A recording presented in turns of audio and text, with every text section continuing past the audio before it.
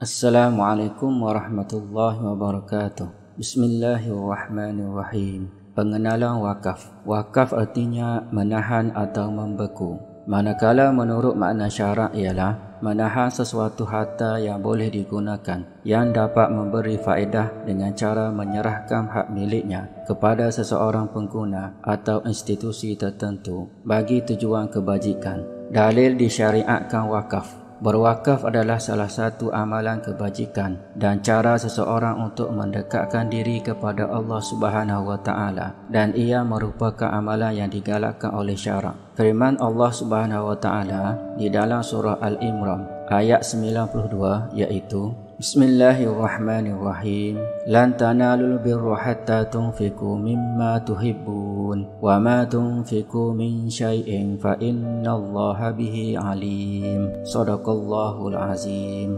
Yang bermaksud, kamu sekali-kali tidak sampai kepada kebajikan yang sempurna sebelum kamu menafkahkan sebahagian harta yang kamu cintai, dan apa sahaja yang kamu nafkahkan, maka sesungguhnya Allah Subhanahu wa taala mengetahuinya. Anas bin Malik radhiyallahu anhu berkata, Abu Talhah adalah seorang yang paling banyak hartanya dari kalangan Ansar di kota Madinah, yang mempunyai kebun pohon kurma, dan harta benda yang paling dicintai adalah bayruha, iaitu semua yang ada di kebun itu.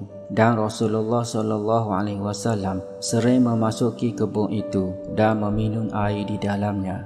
Berkata Anas, ketika turun firman Allah Subhanahu wa taala di dalam surah Al-Imran ayat 92 yang artinya, kamu sekali-kali tidak akan sampai kepada kebajikan yang sempurna sebelum kamu menafkahkan sebahagian harta yang kamu cintai, maka Abu Talhah mendatangi Rasulullah SAW lalu berkata, wahai Rasulullah, sesungguhnya Allah Ta'ala telah berfirman, kamu sekali-kali tidak akan sampai kepada kebajikan yang sempurna sebelum kamu menafkahkan sebahagian harta yang kamu cintai, dan sesungguhnya harta yang paling aku cintai adalah bayruha, dan sekarang dia menjadi sedekah di jalan Allah, dan aku berharap kebaikannya dan sebagai simpanan pahala di sisinya. Maka ambillah wahai Rasulullah sebagaimana petunjuk Allah kepada Tuhan.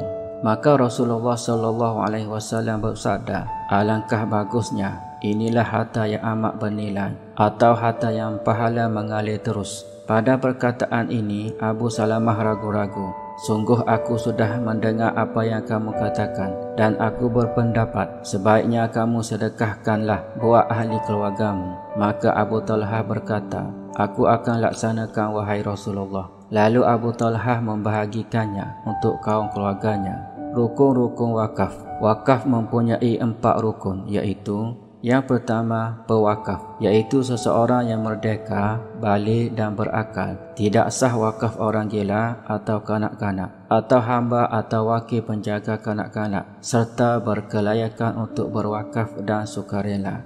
Yang kedua, baran atau harta yang diwakafkan, iaitu hendaklah harta hak milik pewakaf dan boleh dipindah milik. Tidak sah mewakafkan dirinya kerana diri seseorang itu adalah hak milik Allah Subhanahu wa taala. Demikian juga harta wakaf itu memberi manfaat yang berterusan, iaitu pada adanya tahan lama, dan tidak harus mewakafkan sesuatu yang manfaatnya tidak tahan lama, seperti makanan dan seumpamanya. Dan manfaatnya adalah dalam perkara yang harus atau kebaikan, bukannya dalam perkara yang haram, seperti wakaf alat hiburan atau patung-patung dan sebagainya. Yang ketiga, penerima wakaf, iaitu sama ada yang dikhususkan atau yang tidak dikhususkan. Penerima wakaf yang dikhususkan hendaklah ia mampu menerimanya, seperti tidak sah wakaf kepada janin di dalam perut, atau mewakafkan mushaf Al-Quran kepada orang kafir dan sebagainya.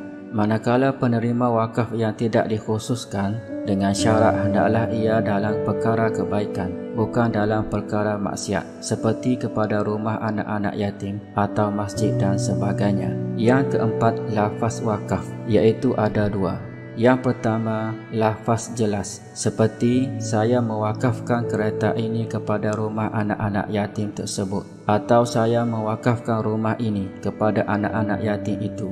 Yang kedua, lafaz kinayah, iaitu saya serah wakafkan kepada mereka, atau saya sedekahkan kepada orang miskin. Perkara-perkara yang berkaitan dengan wakaf. Yang pertama, orang sakit yang sedang nazak boleh mewakafkan hartanya, iaitu tidak lebih daripada 1/3 daripada hartanya. Ini bagi memelihara hak ahli keluarganya atau pewarisnya.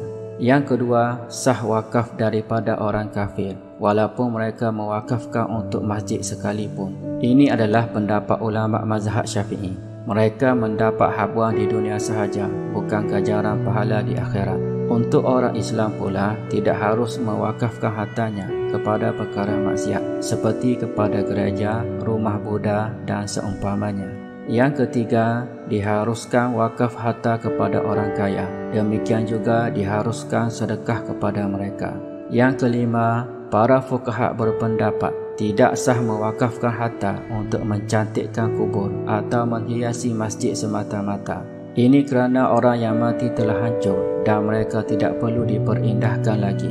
Demikian juga dengan menghiasi masjid dengan perhiasan yang berlebihan. Ini kerana perhiasan tersebut boleh mengganggu mereka yang sedang sembahyang. Yang kelima, diharuskan mewakafkan kepada kafir zimmi selagi mana mereka tidak menggunakan kepada perkara maksiat. Dan jika ia menggunakannya kepada perkara maksiat, maka wakaf tersebut tidak sah. Sebaliknya, tidak harus mewakafkan kepada kafir harbi dan orang murtad. Yang keenam, diharuskan mewakafkan harta kepada fakir miskin, sekolah, para ulama, masjid, pejuang-pejuang Islam, hospital, rumah anak-anak yatim dan sebagainya.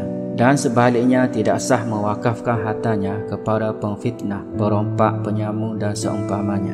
Yang ketujuh, harta yang diwakafkan tidak boleh dijual atau dihibahkan dan sebagainya. Ini kerana ia sudah berubah menjadi hak milik Allah Subhanahu wa taala dan harta tersebut bukan menjadi hak milik pewakaf lagi.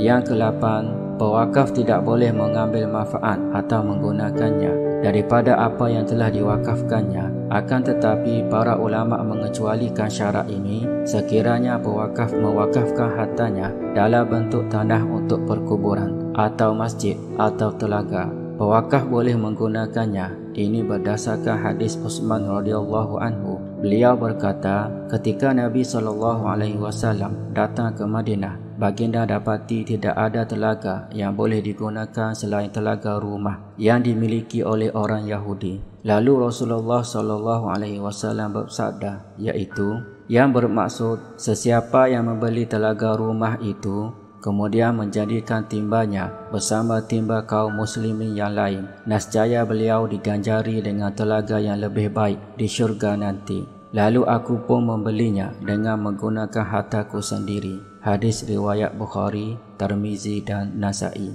Yang kesembilan, pengawasan harta wakaf boleh dilakukan sendiri oleh pewakaf atau beliau menetapkan orang tertentu untuk mengawasi harta wakafnya. Dan jika pewakaf tidak menetapkan sesiapa yang mengawasi harta wakaf tersebut, maka pihak yang berhak menentukan siapa yang berhak mengawasi harta tersebut ialah hakim dan pemerintah. Dengan syarat orang yang dilantik menjadi pengawas harta wakaf ialah mereka yang adil dan berkemampuan.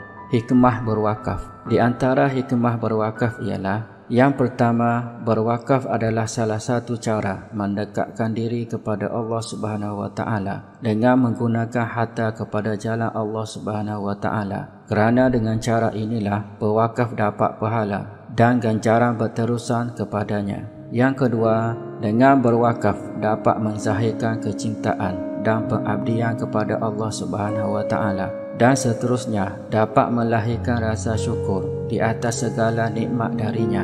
Yang ketiga, berwakaf dapat membantu dan menolong golongan tertentu seperti fakir miskin, anak-anak yatim, para pejuang Islam, para ulama dan seumpamanya. Sekian, wallahu a'lam.